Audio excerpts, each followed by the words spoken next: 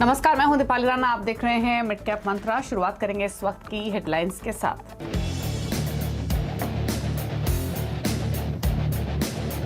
बाजार में लगातार तीसरे दिन तेज गिरावट। निफ्टी 100 और निफ्टी बैंक 400 अंकों से ज्यादा टूटा। आईसीआईसीआई बैंक, इन्फोसिस, टीसीएस में गिरावट ज्यादा।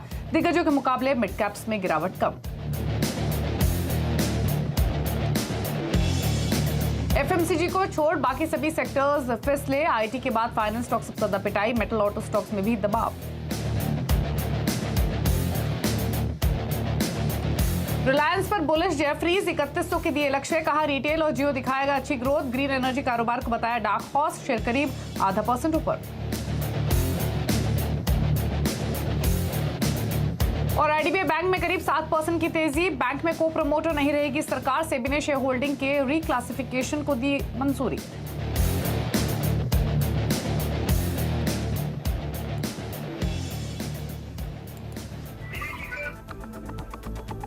आप देख रहे हैं मिड कैप मंत्रा। बाजार में प्रेशर बरकरार। दिन के निचले स्तरों के आसपास भारतीय बाजार कारोबार कर रहे हैं। 17,900 के नीचे निफ्टी फिलहाल ट्रेड कर रहा है। इनफैक्ट 17,840 यानी 17,850 के लेवल को भी ब्रीच किया है। तो प्रेशर अब और एक्सटेंड होते हुए 600 अंक निफ्टी बैंक अपने दिन के ऊपरी स्तरों से फिसला है। अब 524 अंकों की गिरावट देखने को मिल रही है, यानी 1.25% नीचे। बैंक्स फाइनेंशियल्स में ज्यादा प्रेशर है। मिड कैप्स में 1% की वीकनेस देखने को मिल रही है। तो दिग्गज हो या छोटे मझोले स्टॉक्स हो, सभी जगह आपको गिरावट हावी होते हुए दिखाई देगी। अब दिन के निचले स्तर देखने को मिल रहे हैं। स्मॉल कैप इंडेक्स आपकी स्क्रीन पर 1% नीचे ये भी कारोबार कर रहा है आज के सेशन में। तो प्रेशर तो है और प्रेशर अब और माउंट होते हुए और एक्सटेंड होते हुए निफ्टी 17,840 पर ट्रेड कर रहा है 1% की कमजोरी के साथ। इस समय अगर आप बाकी क्यूज भी देखेंगे तो कोई बहुत क्लियर इंडिकेशन है नहीं। अमेरिका के फ्यूचर्स फ्लैट ट्रेड कर रहे हैं और अगर एशियन मार्केट्स को देखेंगे तो वहां भी मिला जुला ट्रेंड आज के सेशन में है। गाबा साहब हमारे साथ बने हुए हैं प्रकाशगाबा.com से। गाबा साहब नमस्कार, स्वागत है आपका। तो दबाव तो मार्केट में थोड़ा सा और एक्सटेंड हो रहा है अक्रॉस द बोर्ड और ब्रेथ भी मार्केट के नेगेटिव है। क्या व्यू है इन लेवल से और कितना नीचे लुढ़क सकते हैं? Good afternoon Deepali. ऐसा है कि 17,800 जो एक रिसेंट लो हमने देखा है, 17,800 से 18,300 गया। ये अपमूव गया था नीचे आने के लिए, ये रिएक्टिव अपमूव नजर आ रहा था।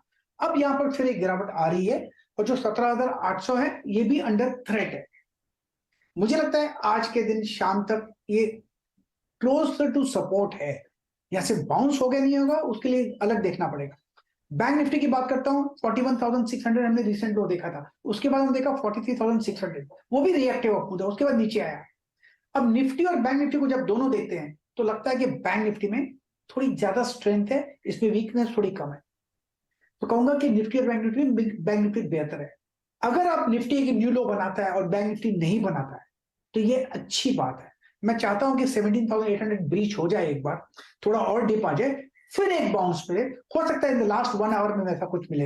अगर ऐसा कुछ होता है और बैंक निफ्टी न्यू लो नहीं बनाता है तो वो अच्छी बात है नेक्स्ट वीक के लिए। लेकिन फिलहाल वीकनेस क्लियर कट अपेरेंट है और रहता होता है नहीं होता है वो पता नहीं, लेकिन ये जगह अच्छी है बाउंस करने की द नेक्स्ट लास्ट 1 आवर के लिए, अगर ऐसा कुछ होता है तो। ओके चलिए, तो ये तो इंडेक्स पर आई हुई, लेकिन बात कर लेते हैं अब स्टॉक्स की। गाबा साहब कौन से ट्रेड्स निकाले आपने? मुझे एस्ट्रल अच्छा लगता है, एक अपमूव मिलना चाहिए एस्ट्रल में। 2065 पे ट्रेड कर रहा है, लगता है 2100 की तरफ जाना चाहिए। 2040 तक अगर डिप्स मिलती है मेरे ख्याल से बाइंग अपॉर्चुनिटी रहेगी। 2020 का स्टॉक होना चाहिए। और दूसरा स्टॉक जो मुझे पसंद है इस वक्त, आई थिंक वो आईसीआईसीआई प्रूव है। इसमें अपमूव तो है, सस्टेन भी कर रहा है। 470 का स्टॉप अगर चले सही रहेगा। 473 पर ट्रेड कर रहा है और लगता है 480 पॉसिबल है आईसीआईसीआई प्रूव। तो एस्ट्रल और आईसीआईसीआई प्रूडेंशियल, ये दो ट्रेड जहां पर आप खरीदारी की पोजीशन इनिशिएट कर सकते हैं। बैंक फाइनेंशियल में प्रेशर है, लेकिन आईसीआईसीआई बैंक आउट परफॉर्मेंस दिखा भी रहा है हरे निशान में ट्रेड करते हुए। मिड कैप्स कहाँ ले आते हैं? मिड कैप्स में आपको दबाव साफ तौर से दिख रहा है। ऑलमोस्ट 1% नीचे मिड कैप का इंडेक्स अब कारोबार कर रहा है और पॉकेट्स देखेंगे तो ज्यादातर पॉकेट्स लाल निशान में ही हैं। एनबीएफसी स्टॉक से शुरुआत कर लेते हैं जहां पर दबाव ज्यादा है। एलआईसी हाउसिंग, जीआईसी हाउसिंग, चोला फाइनेंस प्रेशर में ट्रेड करते हुए आपको आज के सेशन में दिखाई देंगे। 4% तक की कमजोरी है। फार्मा स्टॉक्स में भी दबाव आज के सत्र में Wockhardt pharma, Glenmark, Lincoln pharma और थायरोकेयर 3-3.5% तक की गिरावट है। आईटी स्टॉक्स में कुछ हरे ट्रेड्स भी आपको दिखाई देंगे, लेकिन मोरलेस गिरने वाले स्टॉक्स की संख्या ज्यादा है। Ramco systems, Birlasoft, persistent systems, R systems 1 से 2% नीचे हैं। पावर शेयर्स में Adani trans, Adani power, Tata power, JSW energy यहाँ 1 से 2% की गिरावट आज के सेशन में देखने को मिल रही है। एक पॉकेट जहां पर थोड़ी खरीदारी है उसमें ऑटो एंसिलरीज हैं। मुंजाल ऑटो, सीएट, एमआरएफ, सोना कॉमस्टार ये तेजी में दिखा रहे हैं कारोबार। सीएट एक अच्छी बढ़त दिखा रहा है 3.5% ऊपर। एफएमसीजी में भी select buying, Godrej industries, Bajaj consumer, Radico यहाँ पर 4-4.5% तक के अप मूव्स देखने को मिल रहे हैं। गोदरेज इंडस्ट्रीज में ज्यादा तेजी है, गोदरेज कंज्यूमर तो फिर भी फ्लैट रेट कर रहा है आज के सेशन में। लेकिन अब बात करेंगे गुजरात गैस की। दरअसल गुजरात गैस की पंजाब में बड़ी विस्तार की योजना है। सोर्सेस के थ्रू जो जानकारी मिली है, कंपनी पंजाब में 100 नए सीएनजी स्टेशन खोलेगी। और डिटेल्स के साथ केतन हमारे साथ मौजूद भी है। केतन, बताइए क्या प्लानिंग है गुजरात गैस की, क्या डिटेल्स हैं? देखिए, गुजरात गैस है वो एग्रेसिवली पंजाब में है वो अपना एक्सपांसन बढ़ा रही है। जो सूत्रों ने हमें बताया है कि अगले 2 क्वार्टर में 100 नए सीएनजी स्टेशन है वो गुजरात गैस पंजाब में लगाने जा रही है। अभी मौजूदा उन्होंने 100 का आंकड़ा छू लिया है पंजाब में और अतिरिक्त 2 क्वार्टर में ये 100 का आंकड़ा ऐड करेंगे। दूसरी बात पीएनजी कनेक्शन की है। अभी उनके पंजाब में 5000 पीएनजी कनेक्शन है। 1 से 2 क्वार्टर में उसमें अतिरिक्त 5000 कनेक्शन वो जोड़ेंगे। और अच्छी बात यह है कि वाघा बॉर्डर पर जहां आर्मी का कैंप है, कुछ दिन पहले वहां पर भी उन्होंने अपना पीएनजी सप्लाई है वो शुरू किया है। और अब तक पंजाब में वो 450 करोड़ का निवेश भी कर चुके हैं और आगे जरूरत पड़ने पर वो और निवेश करेगी। 60 किलोमीटर की पाइपलाइन से 2-3 बड़े शहर है पंजाब के कवर कर चुके हैं। आगे भी ये विस्तार होता रहेगा। दूसरी बड़ी डेवलपमेंट है गुजरात गैस की। गुजरात के अंदर सूरत में क्वाश करके एक टाउनशिप है, वहां 150 लोगों को अभी वो पीएनजी गैस दे रहा है ग्रीन हाइड्रोजन मिलाकर। जो केंद्र सरकार की मंशा है कि हम ग्रीन हाइड्रोजन को प्रमोट करें, और 2 दिन पहले भी एक जो पॉलिसी का अनाउंसमेंट हुआ, उसी के मद्देनजर एनटीपीसी के साथ मिलकर, एनटीपीसी है वो ग्रीन हाइड्रोजन सप्लाई करती है गुजरात गैस को, और गुजरात गैस का बहुत बड़ा नेटवर्क है पूरे गुजरात में। तो अभी 150 हाउस होल्ड को वो पीएनजी सप्लाई कर रही है। 5% उसके अंदर नेचुरल हाइड्रोजन डालकर, ग्रीन हाइड्रोजन डालकर। अगर ये सक्सेस रहा तो 5% से बढ़ाकर 20% तक ले जाने की योजना है। और आने वाले कुछ महीनों में सूरत शहर और जिले में भी इसका एक्सपांसन करेंगे। जी ओके, चलिए, तो गुजरात गैस से जुड़ी हुई एक खबर जहां पर कंपनी एक्सपैंड करती हुई दिखाई देगी, नए सीएनजी स्टेशंस भी खुलेंगे। स्टॉक ऑल दो मार्केट के साथ साथ थोड़े दबाव में ही है, 2% नीचे ट्रेड कर रहा है 479 के लेवल्स पर। शुक्रिया कितना आपका डिटेल्स बताने के लिए। रुक रहे हैं एक ब्रेक के लिए, ब्रेक के उस पर खिलाड़ी नंबर उनका अपडेट लाएंगे, साथ ही कुछ स्टॉक्स पर भी करेंगे बातचीत। जब वापस आते हैं।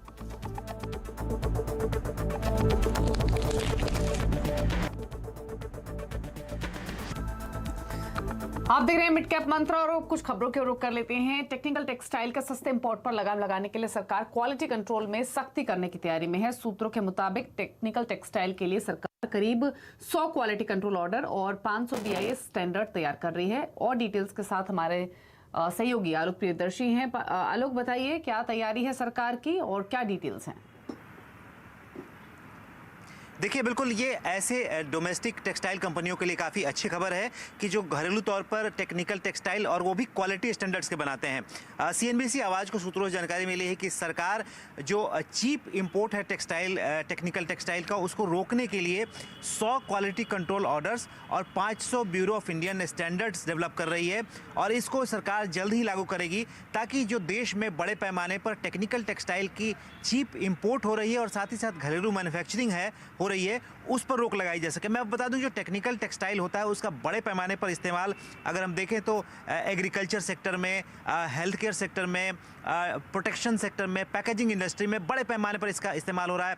और ख़ासतौर से जैसे कि imported sports wear, air bags जो गाड़ियों में लगते हैं, इसके अलावा फायर प्रूफ मटेरियल्स वगैरह तमाम चीज़ें बड़े पैमाने पर इंपोर्ट हो रही है। और इंपोर्ट का अगर आंकड़ा बता दूं तो जो पिछले साल इंपोर्ट हुआ है करीब 18,000 करोड़ से ज़्यादा का इंपोर्ट हुआ। और सरकार इसी वजह से कोशिश कर रही है कि जो नए स्टैंडर्ड और नए क्वालिटी कंट्रोल्स अगर देश में लगाए जाते हैं तो देश में ही बड़े पैमाने पर अच्छी क्वालिटी के जो टेक्निकल टेक्सटाइल होंगे उनका मैन्युफैक्चरिंग हो सकेगा और बाहर से इंपोर्ट कम होगा।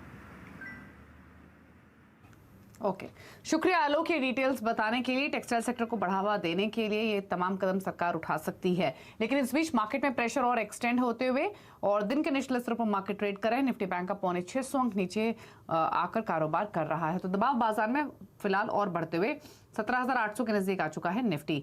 फटाफट से खिलाड़ी नंबर 1 का अपडेट लेकर आते हैं। 3 खिलाड़ियों के बीच में मुकाबला चल रहा है, पंकज रांदर, प्रदीप होचंदानी और अरुण कुमार मंत्री। पहले दिखा देते हैं आपको अब तक के अपडेट्स उनके पोर्टफोलियो से। अरुण कुमार मंत्री ने त्रिवेणी इंजीनियरिंग यहां पर एग्जिट किया है 287 के लेवल पर, 300 के टारगेट थे तो प्रॉफिट्स को बुक किया है। पंकज रांदर के पोर्टफोलियो में देखेंगे तो जीएसएफसी से उन्होंने प्रॉफिट्स बुक किए 143.9 के लेवल्स पर, 155 के टारगेट्स थे, बाय कॉल थी। आदित्य बिरला फैशन में भी खरीदारी की कॉल थी 295 के लक्ष्य के लिए, यहाँ 282 के लेवल्स पर एग्जिट किया है। प्रदीप होचंदानी का पोर्टफोलियो देखेंगे तो आईडीबीआई बैंक यहाँ उन्होंने बुक किया है प्रॉफिट 59.70 पर, टारगेट उनके ऑल्दो 64 के थे। अब दिखाते हैं आपको फटाफट से तीनों ही खिलाड़ियों के बीच में रिटर्न की स्थिति। हमने कल तक देखा था कि प्रदीप होचंदानी लीड कर रहे थे, लेकिन अरुण कुमार मंत्री उनको क्लोजली कंपीट कर रहे थे, डिफरेंस काफी कम था।